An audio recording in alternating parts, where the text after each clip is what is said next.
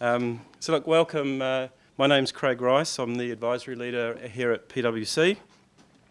We're very pleased to have this. I think it's a unique convergence of Local Government New Zealand and the New Zealand Council for Infrastructure Development. I don't think there's been a combined meeting before, but it's great to sort of see that convergence between, you know, the local government aspect of our economy and the business and infrastructure aspect of our economy. Absolutely fantastic. We enjoy a great relationship with both organisations, and we have a belief in a concept that cities and districts build nations rather than the other way around, and I think we're seeing more and more evidence of that even this week with the announcement that things may be brewing and happening in the Hawke's Bay, which I'm sure one of our speakers will touch on today. The other thing to note is I'd like to welcome members of the press and media who are here today, and I'm sure they'll actively participate in the question and answer session which is to follow. So our chairman today is Malcolm Alexander, who's the CEO of LGNZ. And there is a convergence in Malcolm too, because he was a 5-year board member of NZCID, I think, while at Genesis Energy, and is now with LGNZ. So welcome everyone, and look forward to your participation. Well, good evening everyone, and I'd like to welcome you to tonight's seminar, 1 year out, the case for balanced growth. Give or take a week or so, we're exactly 1 year from the 2014 election. An emerging theme, indeed an emerging economic debate, is how New Zealand should grow its economy in a way that all regions benefit, from the capital markets of Auckland to the crayfish pots of the Chathams, from the rebuild in Christchurch to the dairy farms of Southland, the Taranaki and Waikato. Now, this debate is growing against a context of profound demographic change in New Zealand, change that is fundamental, unique, and some would say irreversible. As our population ages and increasingly concentrates in urban centres, what does this mean for the country looking forward? How do we ensure that all our nation's cities, towns, regions and communities contribute to and share in the economic pie? Tonight we have 3 mayors to share their views on these issues and others. All are members of Local Government New Zealand's board, the National Council. Lawrence Yule, the President of Local Government New Zealand and the Mayor of Hastings District Council, Len Brown, the Mayor of Auckland, and Dave Cull, the Mayor of Dunedin City Council. Each will speak for 10 minutes or so, and then what we'll do is open up for general Q&A, which Craig will run. I have to shoot back to Wellington to run an election tomorrow, and Fran Wild told me if I wasn't there I'm in big trouble. So refreshments will then follow. So let's begin with Lawrence. Now, quick bio thing for Lawrence. Lawrence, as I say, is the President of Local Government New Zealand. Previously, before stepping up to that role, he represented the provincial sector of Local Government New Zealand on the National Council. He's been the Mayor of Hastings District since 2001, where he also, at that point, became the youngest Mayor in Hastings District's history. He continues to be at the forefront of not only district, which you've no doubt read about this week, but regional initiatives. Lawrence has particular interests in transport, water and wastewater issues. He has recently made a Fellow of the Institute of Professional Engineers, New Zealand. So welcome Lawrence to the podium for his thoughts. Thank you, Malcolm, to my mayoral colleagues, members of NZCID, people from Auckland. It's actually quite a relief for me to be here because as an instigator of structural change in Hawke's Bay, against the odds of some of my peers, it's been a very interesting 2 days when the Local Government Commission announced a unitary authority or super city, whatever you want to call it, for our region. It's something I strongly believe in, and equally it sort of reflects what I hope I'm going to talk about a little bit in my speech. I am what I might call a conservative reformer, and where I see things that need to be changed, I like to get on and try and change them. And I told the media yesterday, look, I haven't been put in this job to eat my lunch. And some people don't like that, and I'm delighted that actually Malcolm and Len and Dave have fundamentally, we all have really a really good board and a good chief executive. We are fundamentally repositioning Local Government New Zealand and our sector. And we're not afraid to step up. We're not afraid to acknowledge things that are wrong. failures, but we do want to make a difference. And that's really what I want to talk to you about tonight. And I'm delighted you've taken the time to come and listen to really what we're going to say. They are three very different perspectives. I haven't seen what the others are going to say, but I imagine they are different perspectives. But they are completely interlinked in terms of what we're trying to say and do. I hope today actually will be a springboard for conversation, not only for us, but a conversation with NZCID and the community as we lead into the 2014 general election. For too long, local government in New Zealand has been regarded as an economic handbrake. And I hear lots of stories, but for too long that's been so. We actually think there is a misconception that we are anti-development, and in fact, nothing could be further from the truth of most elected members that I talk to. We understand better than many that for that effective fit-for-purpose infrastructure will help drive economic development and prosperity. To suggest otherwise is to completely misunderstand the purpose of local government. We are actually on the same page as business regarding infrastructure development, and we're on the same page regarding growing the economy. The question is, how can business, central and local government most effectively work together to develop this country in a more productive way? And that might mean some pretty hairy conversations. Malcolm's already alluded to it, but in my view, and I think the view of my National Council, one of the most significant issues that faces New Zealand, is how we get a balanced growth agenda across the nation. We first need a clear strategy. Currently, central government does not have an articulated plan for regional development. The plan is largely work out what you're doing well and keep supporting that, pretty much. That's pretty much the loose plan. And while Auckland continues to grow stronger than much of provincial New Zealand, while Auckland continues to grow strongly, much of provincial New Zealand is either static or in decline. Over the coming year and the lead up to the 2014 general elections, we'll be advocating very strongly for the development of a shared national plan between local and central government to deliver balanced growth for New Zealand. We'd like to see this launched with a major symposium for thought leaders and influential people from around New Zealand, people like you that sit in this room, people that I've met at various guises over the years that have a view on these things. In terms of regional economic development, New Zealand's economic development plan can no longer be just about our biggest cities, Auckland and Christchurch. Although both are critical to New Zealand's success, Auckland's growth is projected to account for 3/5 of New Zealand population growth from 2011 to 2031. A lot. And I often say in Hawke's Bay, something like this, 70% of the population growth in New Zealand is going to happen from Taupo North in the next 30 odd years.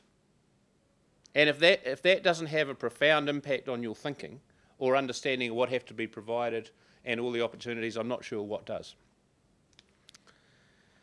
And by that time, the region is expected to home 38% of New Zealand's population. Migrants to New Zealand arrive in Auckland and actually really go further afield. We need to find ways to address that. In our view, it does not make sense to simply try and manage and enable growth in Auckland to deal with the overcapacity issues when in other parts of New Zealand, many things are underutilised. In saying that, for New Zealand to succeed, Auckland needs to succeed. And Auckland also needs the rest of New Zealand to succeed. It's simply not a viable strategy to allow a situation to develop where we have Auckland and then we have the rest of New Zealand. And it's been an absolute privilege to have Len on our board of Local Government New Zealand in the last 3 years, as they've worked through the changes of the super city, as we've got a perspective. And I remember when it started, there was a number of debates, Len, which were Auckland versus the rest. We quickly assimilated the issues that everybody was facing, and we formed a view that actually a far more strategic planned approach was a better way of dealing with things. Local and central government need to work together to reduce those regional inequalities. And we haven't got the answers for all of that, let's be quite clear. But we need to find ways to develop our regional centres into environments which offer opportunities in education and employment, places where skilled people want to stay and skilled migrants want to settle. Local government is prepared and ready to play a vital role in enabling our communities, but it's only through a shared role with central government and a clear national strategy that we can make long-term investments and decisions to address the growing gap between Auckland and the rest of the country. Local government is about actively exploring and embracing options to stimulate our local economies too. And a most recent example is the Hutt City Council, which has consulted with its community and won buy-in from its community to encourage economic development by remitting development contributions and resource consent charges for specific developments for a 2-year period. In other words, they're incentivising growth. Now, there can be big conversations about whether that works or it doesn't work, or whether it's the right thing to do, but that particular community has said, if we want to be relevant, we've got to stimulate some investment, and that's what we're going to do. And it's funded by the ratepayers. Equally, in my own case, if businesses over a certain size arrive in Hastings, we have key account managers that manage the whole process for you to make sure that every single thing is dealt through as efficiently and as effectively as we can. And the larger developments we've had and the larger projects we've had glowing reports about how much easier that made the investment decisions and the process to the completion of the projects. Equally, in terms of infrastructure, alongside a joint plan for balanced growth, we need a joint local central government plan for infrastructure. Local government is very focused on infrastructure, something that is often overlooked. In fact, the infrastructure value of our sector is not much different to that of central government. Our councils and communities collectively own assets of about $120 billion. And supported by skilled officers, elected members develop and oversee significant assets and scores of services. From the potable water that comes out of your taps, the pavements you walk on, the roads you drive on, the swimming pools and parks you all use. But something we've actually lost value of is the value of all those things. In New Zealand, the average household spends $5 a day on local authority rates. $5 a day. And in New Zealand, most people's electricity bill is now higher than that cost. And in many households, people will spend far more than that on a daily basis on coffee. Yet how do we have a conversation with our communities about, well, we actually need to invest in the long-term structure when there is a view that the rate should never increase by more than the rate of inflation? That might be politically acceptable and nice, but if you're building up key infrastructure deficits into the future, or you're not making the right decisions in infrastructure to maximise the opportunities of communities, those are completely the wrong decisions. But such decisions require huge political courage. And Len, I've watched what you've been doing, and I've seen you've done some stuff today, and it's great. But you actually need strength to do those types of things. Local government is clearly open for business, despite what some people might say, and despite what many of you may have heard. But it is about understanding what we can do to enable your business, and also what we can do to support our communities. If I now come on to water. Water is a big topic of conversation, but our own sector is taking action in the water infrastructure area through a 3 Waters project. This will enable local government to establish a national picture on the current state of infrastructure and the performance of drinking, waste and stormwater assets and services, and to develop a robust framework for building on best practice. You will hear conversations. Should the units be bigger? Should it be privatised? Should it be regionalised? X, Y and Z. Well, frankly, we think we are in the best space to form an overall picture of that, and we actually think that we deliver generally pretty good value for money in that space. but we're going to test it. We're investing in data acquisition around that. And good planning is based on good data. We're not waiting for Treasury to say we think this is a better model. We're actually looking at it ourselves in a no-holds-barred way to say what is the best approach. We consider that a holistic local government New Zealand national plan for our water assets, working alongside the New Zealand Government's National Infrastructure Unit and the wider sector, is the way to go. The government has a plan for infrastructure. We need to be incorporated into that, and we, like them, need to understand what are the challenges going forward. Roading is another example where growth can be facilitated. The understanding of the economic contribution of the local roads network is not as clear as it could be. At present, local government is bearing the risk and cost of 90% of the New Zealand roading network by length. But we actually only received 50% of the funding that is generated off those same roads. There is no plan to actually consider how local roads can be better used to enable economic growth. Instead, the New Zealand's Transport Agency's FAR review, we're being asked to redistribute the existing funds.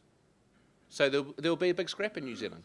Who gets what happens between one authority and the next, rather than where should the economic investment be made to maximise New Zealand's good. Our rural roading network makes a huge contribution to the profitability of New Zealand and is crucial to the farm gate to factory process. To name but a few, the Northland roads carry dairy trucks and significant tourist traffic. Southland roads serve many rural industries. Gisborne and Tasman roads bear countless trucks shipping logs. Equally, we're happy to support high productivity motor vehicles, in other words, heavier vehicles. And we're happy to work with the government and NZTA to enable economic growth. But it's actually quite hard to have a conversation if those roads deteriorate quicker than they're intended to because you're carrying heavier loads. Who's going to pay? We're starting to have them, but it really wasn't that easy at the beginning. Local councils spend $800 million a year annually building, fixing, renewing and maintaining roads. We like to open up new roads to industry, but if we are to do that, the risks needs to be shared, and we need a share of the funding model that actually allows that to occur. Next, I want to talk about building and housing, which is a big issue here. It's a big issue for the government, it's a big issue for your relationship with the government, Len, and this council, and the future of Auckland. And we need to understand what is actually happening, both to enable further infrastructure development that supports new affordable housing. This is a key issue, as I've said, particularly in Auckland and Christchurch, and it's one of the biggest tasks for elected representatives throughout the current triennium. And it is a major focus, for obvious political reasons, for most of the major parties. The Auckland Housing Accord between Auckland Council and the government aims to increase housing supply and improve affordability, including consenting 39,000 new homes by the end of 2016. Similar accords are being considered by Christchurch City and Wellington. Local government actually wants to speed up the building consent process, and we're already in discussion with the government on this, including online consenting. However, there is one big elephant in the room, and that process, and it's actually around liability. Following the leaky homes crisis, councils were left holding the baby to the tune of around $12 billion. We then managed to negotiate with central government an agreement, which pretty much means that the council pays 25%, the government 25%, and the homeowner 50%. But up until that point, we were largely left carrying the can. So like any business, if we're going to warrant, certify, consent, anything in the building trade, we are naturally more risk averse than we used to be.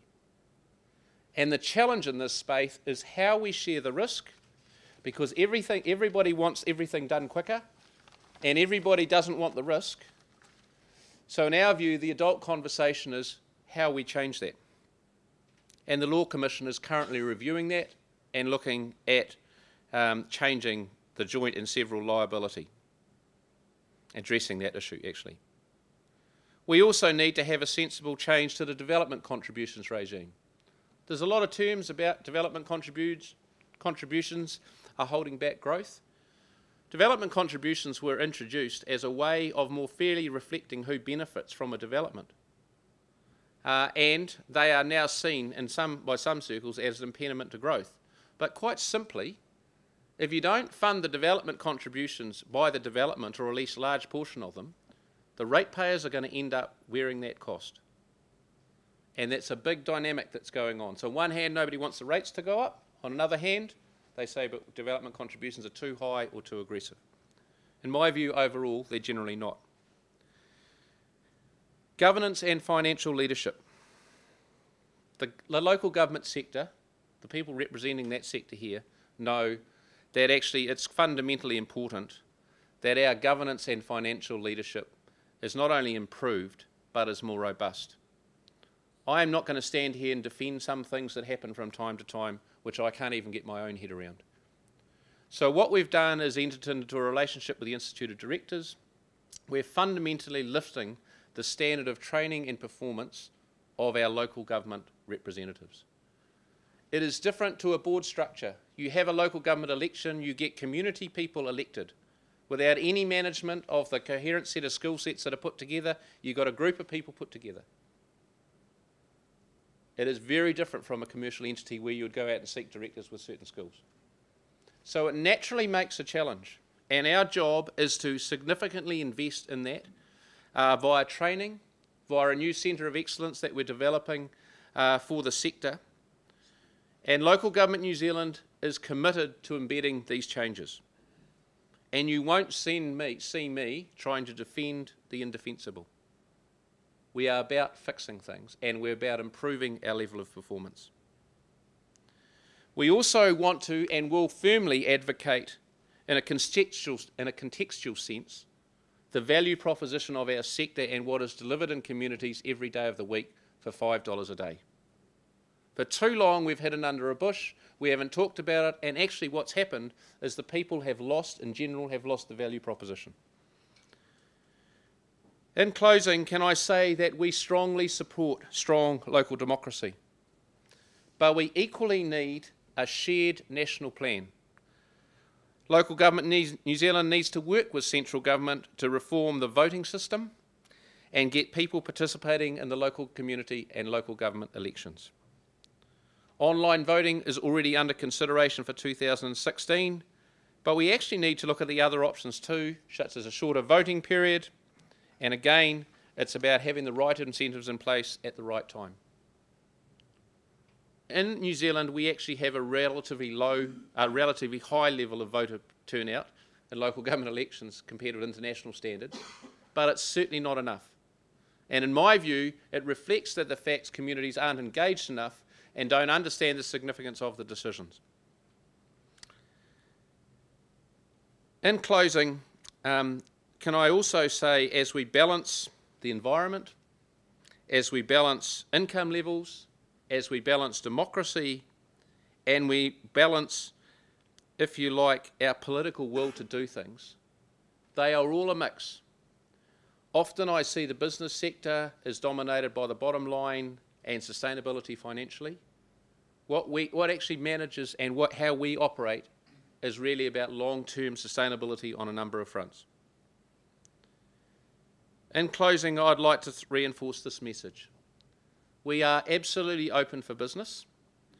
We are absolutely open for change. And we are here to work with you, with central government as well, to plan for a balanced growth agenda across New Zealand. I cannot emphasise enough that actually if you go around New Zealand, just about every single councillor will want to be a business enabler. They're not actually there to stop business. There might be a few that are concerned about the environment, but actually most of them want business. So can I say that despite what some of you may have thought or said, it is my view that across the nation the handbrake is off and the engine is running. What we need now is to develop a shared plan with central government and get support from the business community to get this vehicle out onto the road and to develop the country into a far more productive place. Thank you very much. Thanks, Lawrence. Our next speaker is His Worship Mayor Len Brown. I'll do a quick bio, Len. Though I hardly need to here in Auckland. Now, obviously, Len is the first Mayor of United Auckland, the largest territorial authority in Australasia. Len entered politics when he was first elected to the Manukau City Council in 1992, serving as a councillor through to 2004. He served as the chairperson of the county's Manukau Health Council. Len was elected Mayor of Manukau City in 2007 before taking on the role of Mayor of the newly amalgamated Auckland and the first Auckland Council in October 2010. And Len, as you know, has just been re-elected with a substantial majority in 2013. He is passionate about Auckland and committed to working across political boundaries to achieve the best for the region and people of Auckland. Len. Kia ora koutou katoa and good afternoon everyone, or good evening. It's good to see you all, a lot of very, very familiar faces. I want to acknowledge you, Lawrence, as the President. Congratulations on your re-election, all the very best for the Super City discussion ahead of you. It will be challenging, but possibly for you, fruitful.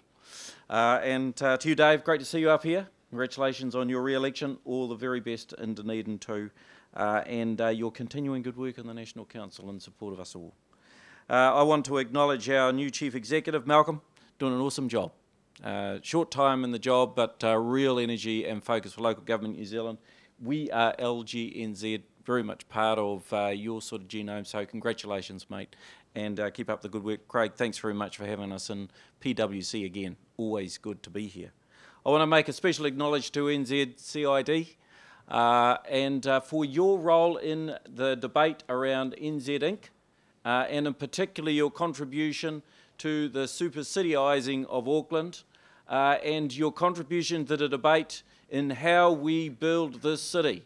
You've heard Lawrence talk about the essential need of Auckland, its progress, its success being good for New Zealand and New Zealand's success being good for Auckland. But a key part of that process is how we change as a city, how much we are prepared to go through a mindset change to actually think outside of the box and take some tough decisions as a community and politically to achieve the type of investment and change we want to. And one of those particular debates have been around the area of alternative funding for transportation infrastructure investment. And NZCID and John and Stephen in particular have been right at the coalface of leading that discussion in Auckland and towards, I hope, a useful outcome, potentially in the delivery of either a congestion or network charge for our city. This is a big, tough debate, not just for Auckland, but for the nation. So I want to acknowledge you guys for your leadership in that role now and into the future. And just while I'm sitting here, I didn't see him here before, but the newly appointed Chief Executive Officer in waiting for Auckland, Stephen, it's good to see you here. I'm sure you're wearing another hat at the moment, so I won't embarrass you too much. But congratulations. So I'm going to give you a short scan of our progress over the last 3 years, talk about how we've addressed some of those challenges, and then talk about how we want to go forward into the future, and in particular as it applies to infrastructure spend. So in 3 short years, Aucklanders have shown what's possible when we have a common idea and a purpose to unite us. When we kicked off the Super City experiment in October 2010, many said, as they will down in your community, that it was too ambitious. We were told that Auckland would never overcome its divisions. Most Aucklanders believe that, let alone become the world's most livable city. So far, my view, the detractors have been wrong. In 3 short years, we have achieved much more through a united Auckland than many believed was possible. We rolled out the largest capital investment program in the country, including the electrification of Auckland Rail, with the first commercial train to be on track by April next year. New roads, new bus services, more than $20 billion of new investment planned and to go into place over the next 10 years. We kicked off the biggest planning exercise in the country, producing a single Auckland spatial plan and a district plan with affordable housing at its heart. The unitary plan has now been notified. We moved the discussion on funding such important transportation infrastructure as the City Rail link from if to when and secured the government's backing for the transport priorities in the Auckland plan. Through prudent fiscal management, we found $1.7 billion in savings for ratepayers through Auckland's first 10-year budget, allowing us to reduce the projected rates burden by over 2/3 per annum. And I believe that over 3 years, we have built the most constructive and fruitful relationships with Wellington that this city has had in years. And I think it was most reflected by the nature of the Prime Minister's statement on transport in July this year. And we will do so within a framework that meets the objectives of both central and local government. Greater affordability, better urban design, and balance between building up and building out. And so we embark on the start of the second term of this Super City Council. We have made many of the most important building blocks have been put in place, a long-term plan, backing for our key priorities, and a new mandate to move forward within the general framework of the Auckland Plan. Auckland now needs to shift from being under construction and in development to being able to start opening doors and gates and giving people the services they have been waiting for. That is a very exciting place now for us to be. The framework is in place. But now is not the time to rest on our laurels.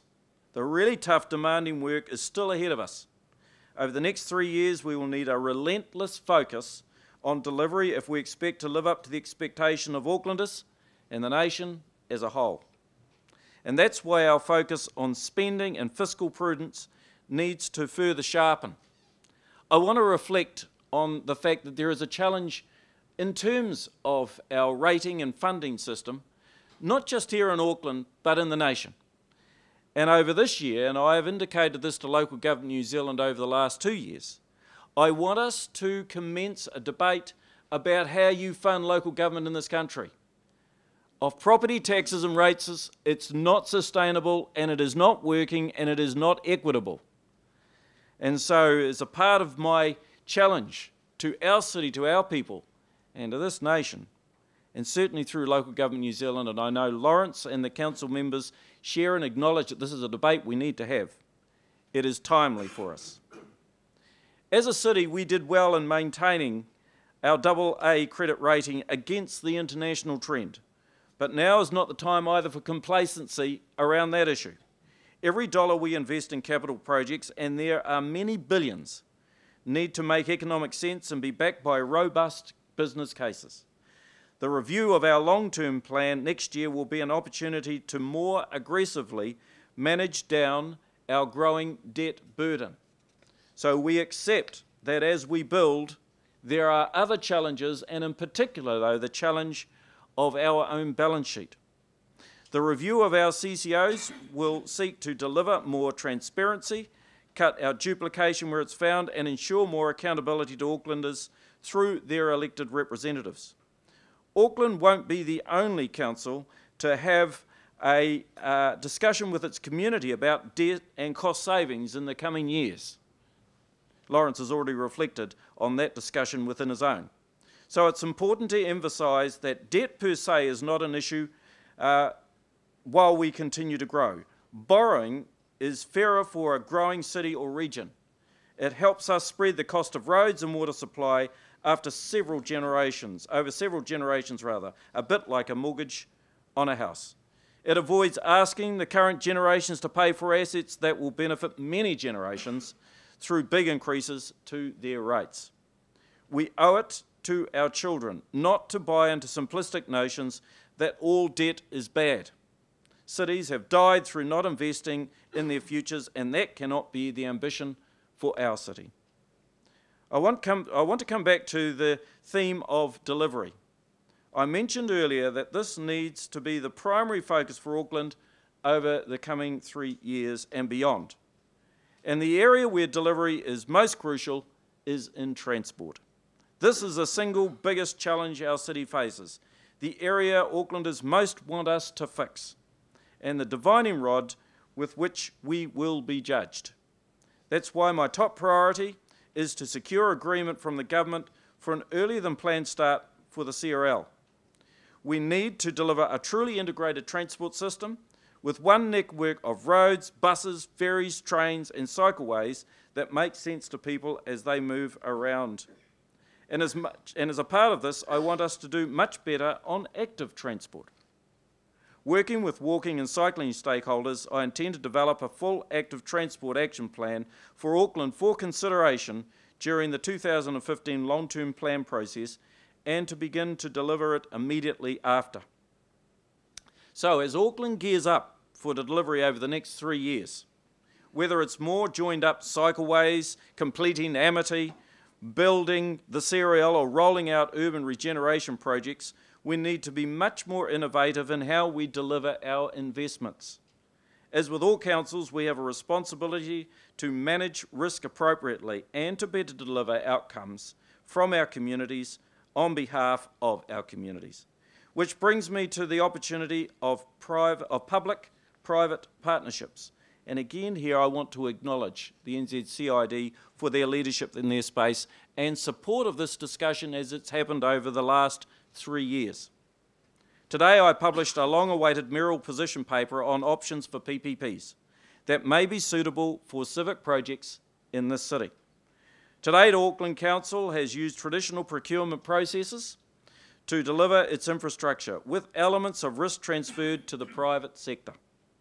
These traditional delivery models have serious limitations, which means Council can't always achieve the best value for money or outcomes for Auckland's ratepayers, and currently Auckland does not compare well on measures of infrastructure delivery. Too long, too late often. The latest Mercer index ranked Auckland at number 3 for livability. That same index gives us a 43rd ranking for infrastructure. This is why I'm not inclined to rule out any options that will help us to achieve the objective of getting key infrastructure built. One of the benefits of Auckland amalgamation was that it created a scale that has made PPPs at a civic level possible for the first time.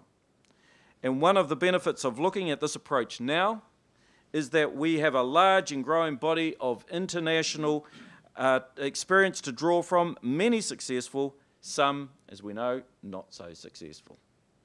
In New Zealand, central government is already pursuing approaches involving greater private sector involvement in infrastructure and services, as we know, the Transmission Gully project in Wellington. The public also have a better understanding of PPPs and why they are distinct from privatisation, although we still have some work to do on that front. While PPPs seek to take advantage of private sector experience and efficiency, a key difference and a lesson learned early on in the UK's experience is that in most successful PPP models, ownership is retained by the public sector while the risk falls to the private sector. This is important for a city like Auckland, where we are seeking to deliver on social as well as economic aspirations through our infrastructure investment. I would encourage you to read the position paper on PPPs. The paper is about kickstarting a process of looking at the options that might work for our city. Equally important though, it is about clearly defining what PPPs are and what they are not, what they can do and what they can't. I want a realistic warts and all assessment of PPP models. And those of you in the room who are involved in that sector and have close associationship and advising in that sector, we want to hear you in the debate. This is not the time to be silent. When you are considering a billion-dollar project, in many instances, there is absolutely no place for rose-tinted glasses, and our community will sniff out any failings in this argument. I want to know exactly what value PPPs can deliver, both so that we don't miss opportunities, but also so that we can keep things real and do not get tripped up. PPPs will seldom, if ever, deliver lower capital costs. We can borrow money at least as cheaply as the private sector. For a PPP to make sense, therefore, the prerequisite equation is the value that it delivers, whether it be through applied expertise, commercial synergy, or exposure to risk, is greater than any other additional cost of finance. I don't want to labour this, but if we are to be ambitious and prudent, we have to be smart also. While our balance sheet is strong, again reflected in the AA rating that we have maintained, It cannot sustain the pressure of the magnitude of investment that we have all agreed through the Auckland Plan, through our planning exercise, through our transport plans, is critical for Auckland to carry out. And the same is true of government. So we need to work with others. We need to leverage off the balance sheets of others in the private sector, and we need to set up frameworks where everyone involved is delivering to their strengths. So, where to from here? I will be asking council officers to take my framework and turn it into a work program through which we will have a good hard look at all the options and apply the ones that make sense to the benefit of all Aucklanders. This work will be reported into Councillor Penny Webster's Finance and Performance Committee in preparation for the development of the 2015 long-term plan, and we start that preparation mid-January into early February.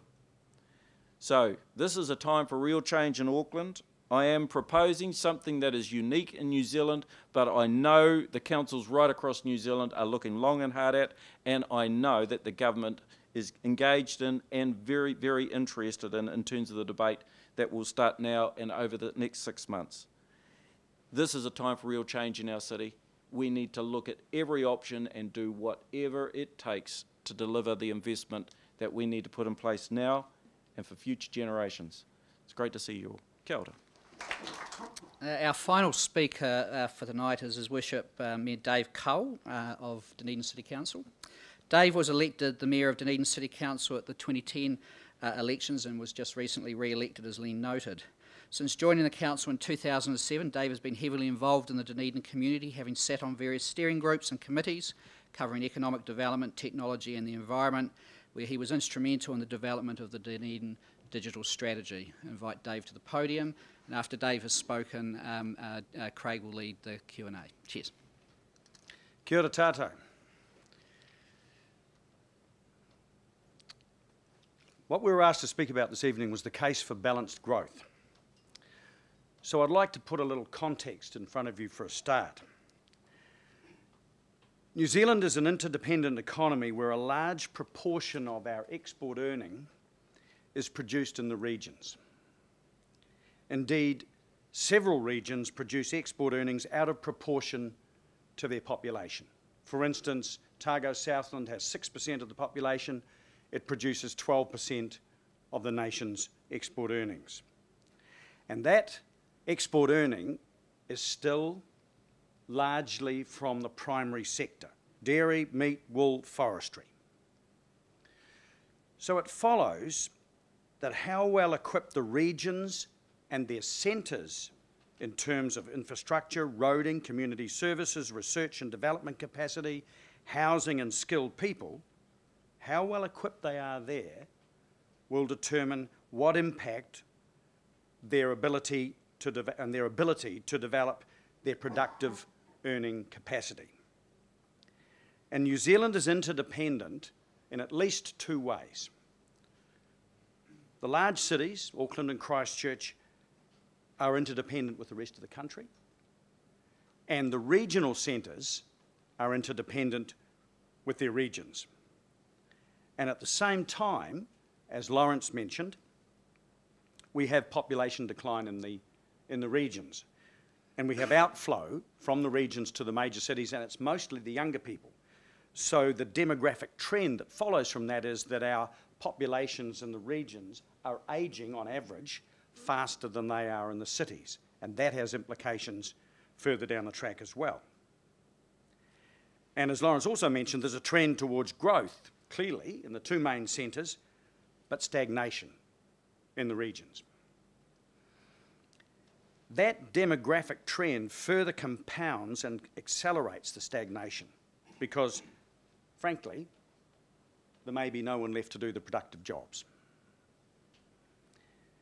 Indeed, it seems that government policy is to focus resource and growth in only two places, as evidenced by the fact that most agglomeration or centralisation processes, some of which are quite clearly justified in themselves, are directed at those two main centres.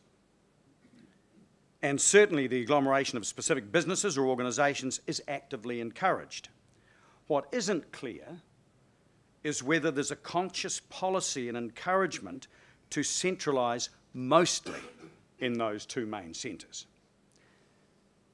Now, if that is government policy, if that is government thinking, it ought to be acknowledged and debated.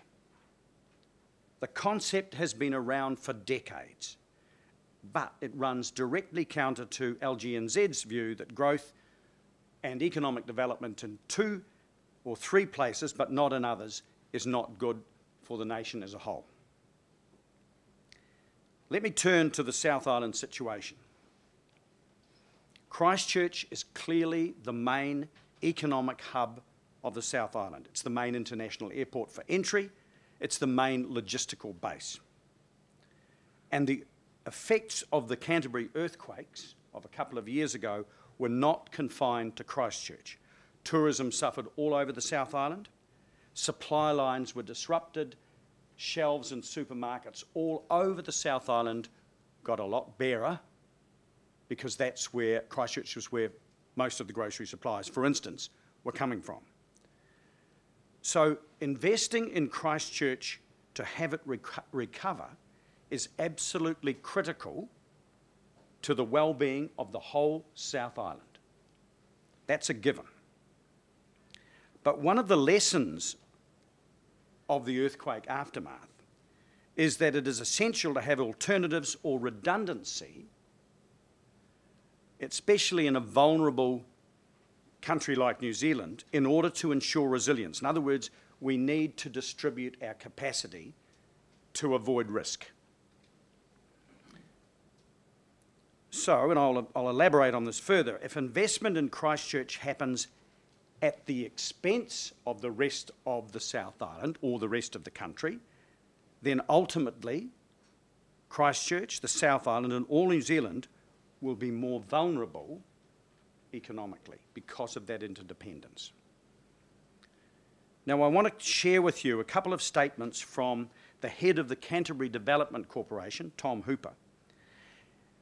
I approached, as you're probably aware, the Mayor of Christchurch was to give this address tonight, and she couldn't make it, and I've taken her place. So I had a series of email conversations with Leanne to gain a perspective from Christchurch on this. And she put me on to Tom Hooper of the Canterbury Development Corporation, and I'm going to read just a couple of, he only sent me 2 quotes, and I think they're pertinent, because they show that in Christchurch there's an appreciation of the big picture, the South Island picture. The first one is, long-term economic growth in the South Island will be driven by our core underlying industries. The recovery of Christchurch provides both opportunities and challenges to those industries. On the one hand, there are large-scale infrastructure and construction projects for South Island firms to engage in, which is a boon to the economy. On the other hand, there are emerging issues around the building industry's workforce needs and the potential for this to have a negative impact on core industries. This will potentially be across the South Island. And the second statement, one of the key drivers of balanced growth is the optimisation of our workforce. Training more people into areas of need, getting our youth unemployment down, retaining highly skilled local skills, and fostering and supporting immigration and the new communities this creates. Collaboration across the South Island is more important than ever. The labour market in particular faces challenges locally, regionally and internationally that are best faced as a collective. That's the perspective from Christchurch. Now I want to go on to a case study. And it'll come as no surprise to you that it's the AgResearch Future Footprint proposal for AgResearch's business around the country. And I want to talk about the lessons that we have learned from engaging with AgResearch, if that's what you could call it. The proposal is to take 80 jobs from Invermay, which is a research centre just outside Dunedin, and move them to Lincoln, near Christchurch, and a few to Palmerston North. And the principle behind the proposal is agglomeration and co-location of disciplines to create synergies and to enhance productivity of research. The jobs being moved are largely in the genetics field, and much of the output from those jobs applies to the South's primary economy. So what did we learn? What did we discover? Well, first thing we discovered, which we probably should have known anyway, is that the genetics hub in Dunedin is not just Invermay. In Dunedin, we have the biggest concentration of geneticists in the Southern Hemisphere, perhaps outside Singapore, if Singapore was in the Southern Hemisphere. There's about 250 geneticists in Dunedin. It's easily the biggest concentration anywhere nearby. And that includes people at the university, it includes private people in Abacus Bio and firms like that, and it includes Invermay. They cooperate, they compete, and they move around between those various organisations. The research outputs from that genetics hub are critical to the achievement of higher productivity in sheep, deer and beef cattle particularly. And that's largely in the south. Now already there have been huge gains. Everybody who notices would acknowledge that our sheep flock in New Zealand has gone down in numbers considerably in the last few years. In fact, at least in the south, the ewe flock is half what it was. What most people don't know is that the productivity, our lamb count and the productivity from that is the same as it was. We have doubled the productivity of lamb production in the last 30 years. And that is specifically down to genetics research, specifically. The second thing we learned is that there's a clear mutual interdependency between regional centres and the regional economy, between the city's enterprises and services and the primary economy and its productivity and its ability or potential to grow. And the last thing we learned is that the degree of success of that partnership has national economic implications, as it would with any region. Now, the AgResearch proposal is based on a business case that projected national economic gains of $20 million more in GDP. And that itself was based on what Burl, who did a report for us, called heroic assumptions. I think that's a euphemism. And unfortunately, the business case didn't consider the costs of the proposal. It looked at the potential benefits. It didn't look at the costs or the risks, or even the benefits or costs of the alternatives at all. And it will be reported tomorrow that 3 more people have resigned from Invermay. And that's before, or maybe because, AgResearch puts no timeline on when they're going to do any of this. So there's complete uncertainty, and already the costs and the risks are becoming evident. Further learnings. Dunedin's, and by extension Otago's economic future, has been identified as depending on the outputs of our tertiary sector, our university and our polytech. And those outputs are research, sometimes collaborative, and graduates. It's not just a smart knowledge-based economy, but a knowledge and research-based supporting primary and other productive sectors. It's not an end in itself. And that happens to be Dunedin's local strength. And that's what we've identified in our economic development strategy as the basis for going forward. Other places will have different strengths. But it's also the means by which Otago region can potentially contribute more and more to the national economic effort. The AgResearch proposal degrades that tertiary research capacity, so it prejudices Otago's ability to develop economically and benefit that national effort. Question is, would the agglomeration at Lincoln and Christchurch achieve same or better economic outcomes? certainly would not achieve better regional outcomes, the primary sector, especially agriculture, is by definition local. It's not like IT. There's no reassuring confirmation that it would achieve national outcomes either, and it could greatly damage them. And indeed, our review from Burl was pretty damning. So the lessons for us in all this, in the context of Local Governments New Zealand's proposal for a shared national plan for balanced growth, are: a national plan must take account of local capacity, infrastructure, resources, and their relevance to a local or regional or national productivity. 2, a shared national plan is needed to stem the loss of capacity in people and regions, let alone grow their economic contribution. The situation is dire already. Next, joint central government, local government, regional development plans can't be top down. There must be genuine joint responsibility. Local government and local communities must be able to contribute to and identify and set priorities independently, or at least jointly with central government. Certainly, we can't be at the whim of central government directive if we're going to achieve something that's going to benefit everybody. Next, in the contemporary economy, infrastructure includes tertiary education and research capacity. It must be deployed most rationally and productively, not according to some theoretical mantra advocating agglomeration for the sake of it, where it's not appropriate and without a strong, evidentially based business case. You can't have a strong national economy if regional economies, the productive parts, are stagnating or unsupported.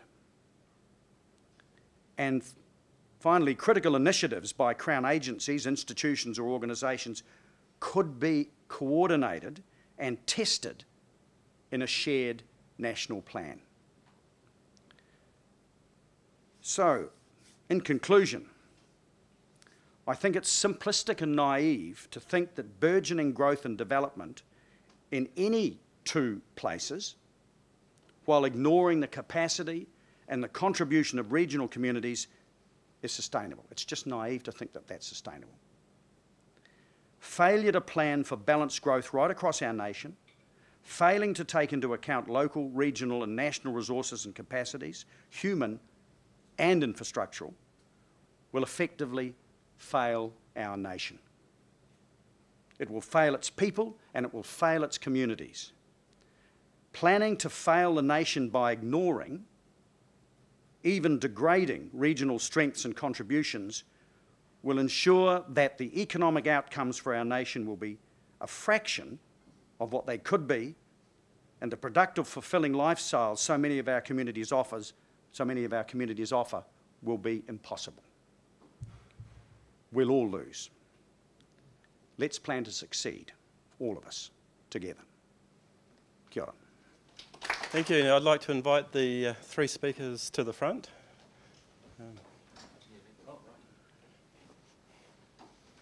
And we'll open it up for questions.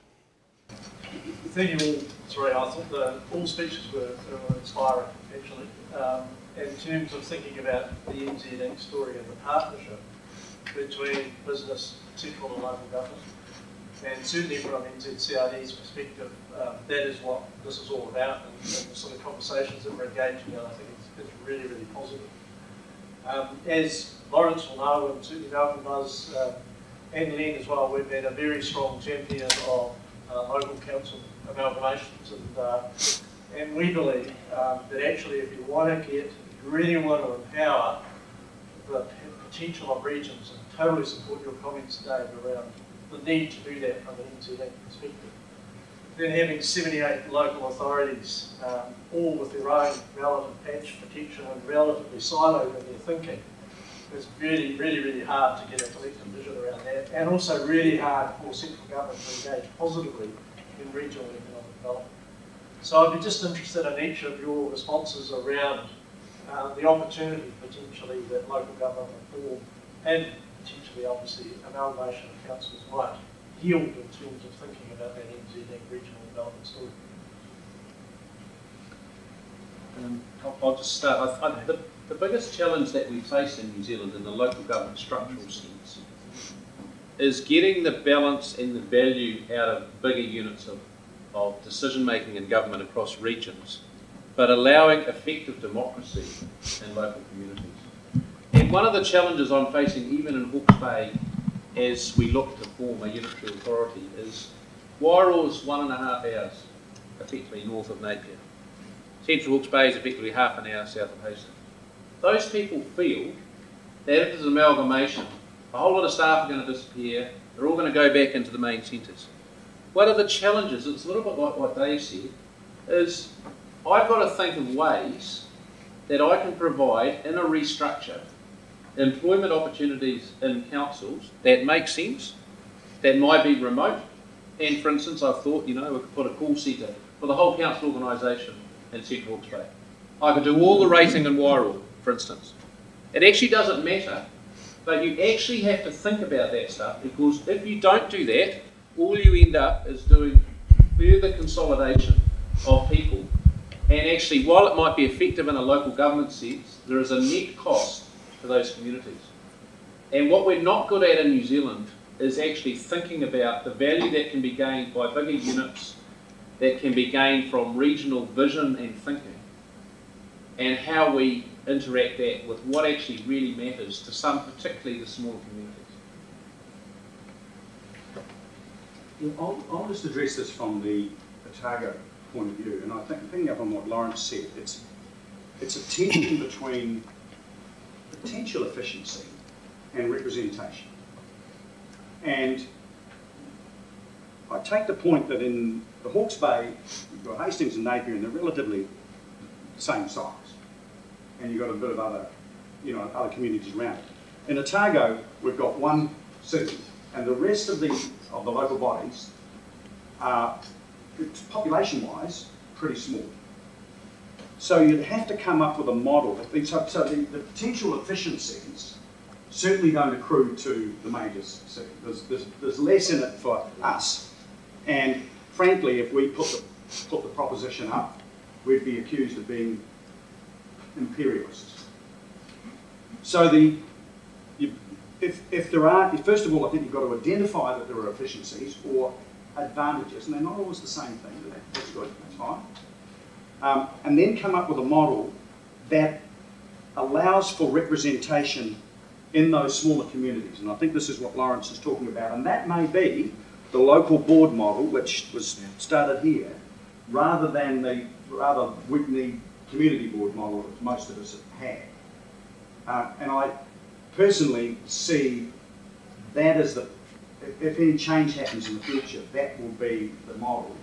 And I guess the other comment I'd make in the Otago context is that we're in the odd situation where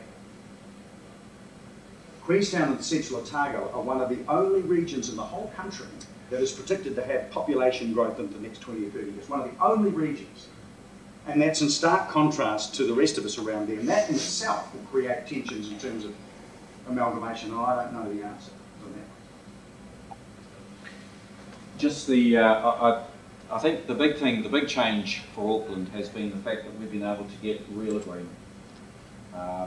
This is a business community, representation here tonight, and the request from the business community from the Super City was we need one vision, one plan. Give us a plan and we'll by and large get them behind it, and that's exactly what has happened. So the plan generally around Auckland, the plan around transportation, and in the end that general agreement, and certainly with a number of you advocating into the government and into Parliament and through the private sector, basically has enabled us to get into a frame where it might have otherwise, we might never have been there. So having a plan and being very clear about how you go forward has, I think, been a real game changer for Auckland, and then having, by and large, the community, particularly the business community, buy into it. It's delivered out a very, very clear message to New Zealanders and to the government that we are focused on real change and going forward and being committed to that change, and we've got the political will to deliver on that. So, having a plan, key. Both of my colleagues are exactly right around the challenge side. So bringing the city together, amalgamating, getting all the benefits of rationalisation, all of that's good and it delivers outcomes. But you can leave the community behind, and you saw some part of that through the work that we're doing in the unitary plan, for example. Got the great vision, general agreement on it, get out to the community, what's happening in the street, revolution. Real problem. It took us 3 months to basically bring the people back from the brink on that. And the real game changer in that, and for those that are going through super city discussions at the moment, the local boards basically came in and showed how good they were, how connected they were to the community, and how they could lead the councillors and myself as the mayor in a slightly different direction to deliver the same type of outcomes. So on the basis that you can get good local representation, but also deliver a very clear strategic plan and political will and a common direction, a united view, boy, that is a powerful, powerful cocktail for success, and the country is basically just responding to it. It doesn't mean that what we've got going on here necessarily is applying, across the country. But there are some good lessons, both good and bad, that will be a benefit as the rest of local government goes through some of these changes, I think. Thanks, Len. Dean, you had a question. No, well, thank you very much, gentlemen. I enjoyed the three different presentations. My question of you, as I was listening to this debate around balanced growth, I recognised myself just contemplating the tension between balanced growth, which could be construed as, I guess, maybe just taking things that impact that we understand and see as politically acceptable, versus sometimes if we've got to achieve our aspirations as New Zealand, or even at a regional level, sometimes we have to have unbalanced growth. Sometimes we need to focus our investment in things that give us real gain for the betterment, but it's a longer term play. And I just wondered if you might be prepared to talk about the balanced growth aspiration versus sometimes the very focused investment sometimes we need to make to realise the gains that we're looking for as either NZing or at the regional level. So it's the difference between the two. I'm sure you understand what I mean, and how you handle the tension between the unbalanced investment versus the balanced growth proposition. Probably, I hear what you're saying. I mean, I would probably argue that at the moment, the significant investment in the state highway network and transport and the roads of national significance is probably unbalanced in the long term. So it was a plan that was devised to be rolled out over a long period of time. Government's principally said, let's do it in 10 years. And at that same time, we have been squeezed. So our funding for what we want to do has been squeezed. It's gone up, but not as much as what we wanted it to go up. So we're being squeezed. I haven't got a problem with that as long as we come back and address that in 10 years' time and say, actually, that was a conscious decision that was made. But actually, there's a backlog here, and how are we going to fix that? And one of the problems we have with the government is that they never actually want to talk about that in a way that I think is meaningful. And equally, I think one of the things we suffer from as a nation, and you don't see it unless you get some international experience, is that actually we don't understand how competitive the world is. A lot of Kiwis like living here. In my own place, they love the place. They don't want to look at the numbers. They don't want to look at what's happening. But actually, things are changing. And I think sometimes we do have to look at what might be unbalanced growth to take note of emerging trends or emerging opportunities. But if we're going to do that, let's have a conversation and say, actually, that's what we're doing, and we understand we might be compromising something, but there is a corresponding reaction to that at a future time. I think clearly the two examples I use, Christchurch and AgResearch's hub concept, are examples of unbalanced growth, which are probably necessary. I wouldn't argue, and I don't think anyone else would argue, that the idea of hubs is a bad thing. No one's going to argue that investment, as I said, is not required in Christchurch. Of course it is. But at the same time, you have to look at the unintended consequences. And at least in, I would argue, in AgResearch's case, they haven't. And so it's all very fine focusing on the need for unbalanced investment perhaps and the potential gain, but if you don't look at the unintended consequences, if you don't look at the costs, you don't know what the net effect is, and that's what you have to keep in mind. So I'd acknowledge exactly what you're saying, that from time to time you've got to say, we've got to put a big hit in here, but it's always, I think, wise to pause and just consider what the unintended consequences might be. I was sort of thinking about the fact that one of the key focuses for Auckland in terms of the need for us to invest has been the issue of really promoting the high-tech industry. And, Michael Parker wrote a book, Pine Tree Paradox, about, sort of 6 or 7 years ago. And I got the opportunity catching up to him. And he talked about what Porter had talked about 20 years ago, what Callahan had talked about in exactly the same time frame, and that was that New Zealand really needs to develop a strong third sector. And that is the sector relating to high-tech development.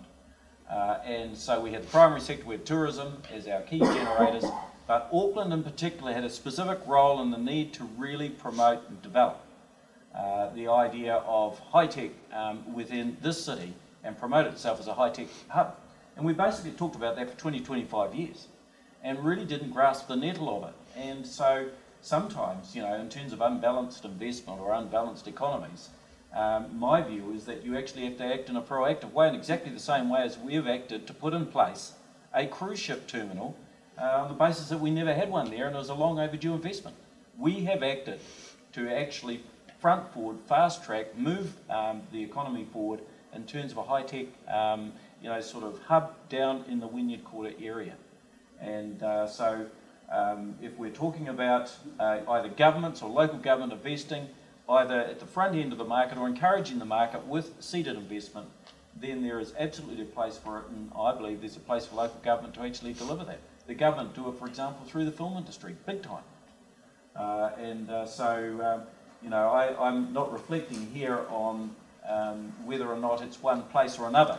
What I am reflecting on is the fact that local government has a significant role to play in seeding economic growth and working with the business community to provide a platform for them to flourish within that framework. Good. Time for one more. John. I've got a sort of a question and a sort of a statement. I'm glad to see most of my Treasury friends have disappeared, but one of the things which I think is really evident, and one of the things that we did as part of the scenario modelling within the National Infrastructure Plan was to go around the regions, talk to the regions about what scenarios were valid to them, and the board members participated in that. It was a fascinating process, as much about what wasn't happening as what their views were. And one of the things I think is emerging is that one of the key themes in my view about the relevance of local government amalgamation is one of the things that you said, Len, about the relevance in Wellington. And it was fascinating in the Hawke's Bay, for example, everyone was complaining about the lack of visibility of the oil and gas industry, the lack of understanding of Ruataniwha, the lack of relevance of roading projects that had BCs of 10 plus, nobody cared. But Len, if you'd be interesting to give your comments about the delta of the post-amalgamation leverage that you operate with now in Wellington, the fact that AT now has Callahan operating inside it, that you've got them in the tent rather than operating as a sort of a standalone entity. And I think if you think about New Zealand Inc. really leveraging the government balance sheet, it's going to be how those conversations happen in advance of regional activity and enabling that regional activity rather than ex post arguing why someone else got it rather than you got them before. Because there was so little visibility at the Treasury and anyone else of that economic agenda that's happening in the regions. And the government's attempt to do the regional report recently about regional economies was an ex post attempt to sort of placate the regions. But in terms of the National Infrastructure Plan, very difficult to see visibility from the regions. And I just wonder, Len, if you might comment on, and I know we did some work earlier in the piece before you came, the Super City came into place, about how difficult that relationship was and how much gain you've got out of being in the tent as opposed to outside. Yeah, and look, I mean, a lot of it's about economies of scale. You know, to be fair to Dave, in particular in Dunedin, where they've been going through a difficult time battling their case, the sheer size of Auckland and the aspiration that they wanted Aucklanders to stop arguing and to really man up, you know, really step up to the bar as being the economic powerhouse of the nation, in terms of going beyond its 34-35% contribution to the nation's GDP, but really build a much broader and stronger economic base, was predicated not just on getting the infrastructure right, getting a plan out there, but it was also very much focused on partnering up with us and helping to deliver an economic development and grow jobs. So the issue of the Cull Institute really came out of that discussion about, well, we want to be a high-tech hub here in Auckland. We've got the right buttons in place. We've got great new startups. You've got the Ice House there bringing through 30 new startups, most of them high-tech. So the culture, the energy was there, the enthusiasm, passion there in the private sector. And the government was really looking to leverage into that.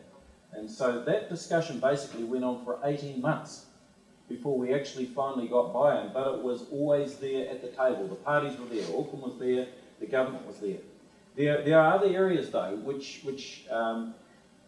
where I really think New Zealand needs to get full leverage, full advantage and benefit from the discussion that local government and the government need to have on a very consistent basis, but which lacks an appropriate framework. Now, Lawrence has talked about the need for us to have an economic development strategy as a nation so we can really buy into that and build, in particular, that third sector around high tech.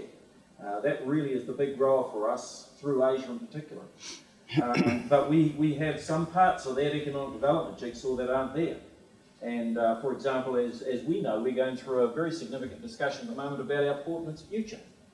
And so we have the Upper North Island Strategic Alliance that consists of all of the councils of Bay of Plenty, all of the councils of Waikato, our council and the Northland councils.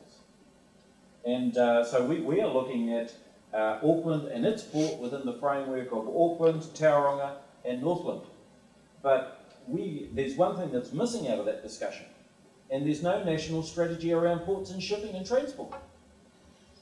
So, you know, within that vacuum, we're trying to build our own discussion, our own dialogue, and get our own answers. We don't look at Auckland as a port that's future is totally dependent only on Auckland. It sits within the framework not just of the Upper North Island, but the nation. And so as a small nation of 4.5 million people, we can hardly be arguing about key issues to do with economic growth, transportation, and shipping, and airports.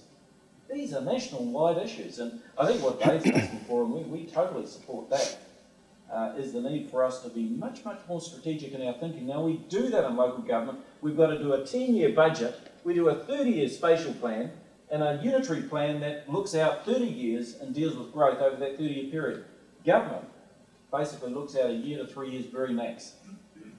And now, it's not easy, we know, because everyone's subject to the 3-year bar.